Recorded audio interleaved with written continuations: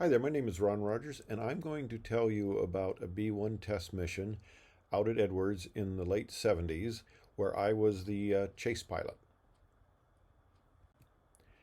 Now, on test missions, typically we conduct what's known as an airborne pickup.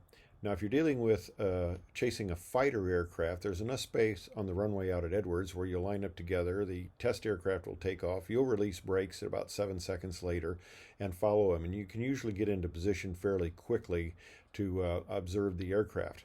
Now, if you got a large aircraft, you have to do what's known as an airborne pickup.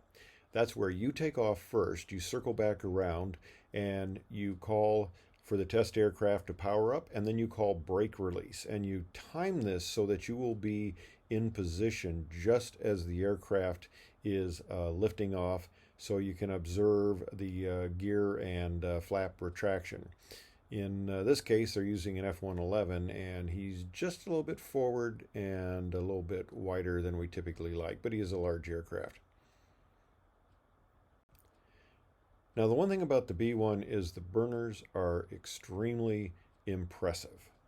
And they're loud, they're impressive, and they will really get your attention as a chase aircraft. Now, I was briefed by the other chase pilots who had done airborne pickups on the B-1 before. They said, okay, it's not a fighter. You'll see huge afterburners, but it's not a fighter. You'll think the thing is going to just run away from you, but it won't. And he said, here's what's going to happen. You're going to come around, you're going to call power up, you're going to call brake release, you're going to see those big burners light, and you're going to go an afterburner because you're going to go, oh, I've given him too much time. He's way in front of me.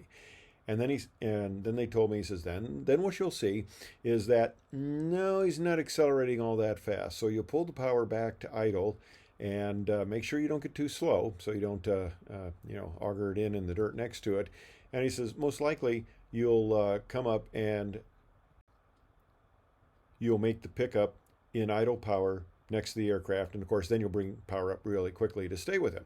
And I go, okay, thanks for the briefing. I understand it. That's not going to be a problem for me. Well, guess what? That's exactly what happened. I called for power up brake release. I saw those huge afterburners and I did the same thing, but I joined up him nicely in idle power and then quickly advanced it, and away we went.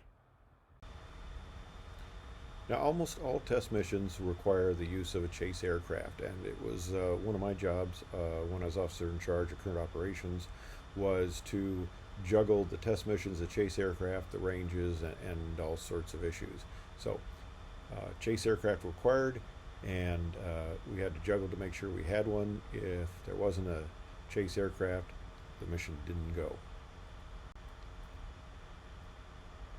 Now, here you see a test mission where the B-1B model is being chased by an F-106. At the time we were on the testing the A model, the 106s weren't available. This is the T-38. T-38 wasn't really a good choice to chase the B-1. The B-1 had horrendous range compared to the T-38. The T-38 had a very limited fuel supply, and we got typically a 1.3 mission, and that was if you didn't use a lot of power at high speed. Now, I was chasing in the T-38, and everything was going fine until my left nozzle stuck. Now, the T-38 has 2 engines and 2 nozzles, and each nozzle, of course, independent. It is used to regulate the thrust. When you're in full afterburner, the nozzles are full open. As you go to lower power settings, the nozzles close more and more. Well, during this test mission, the nozzle on the left engine stuck at a very low power setting. And I told the test aircraft, the B-1, I said, hey, I've got a problem with my left engine. I'm at reduced power. I'm going to have to abort and go back. And the test pilot, a civilian contractor test pilot, was not happy with that. He says, no, you're not going back. At the time, the B-1A was a very politically sensitive aircraft, and it was shortly after this, it was actually canceled. So the program was very high visibility, and everything at Edwards typically was high visibility, but this program was even more high visibility. Everybody's watching, the missions are important, and if I had to go back, the mission was terminated and they would lose the test points. So, okay. He told me I had to stay, and chase pilots stay with the lead aircraft, so I stayed with the lead aircraft. And I tried to keep up with him as best as I could. I used a lot of afterburner in the right engine. I was getting into fuel balancing issues, trying to balance the fuel, try to keep up with them. The flight manual in the T-38 says that if you have both engines in afterburner, you'll run out of gas in 11 minutes. So I was using it at a high rate. I wasn't able to keep up with him. So I finally said, hey, I'm done here. I got to go back. I'm getting out of fuel. I can't keep up with you anyway. I said, I'm done. I got to go back. So I get back, and of course, I park the aircraft, and I'm met by the ops officer.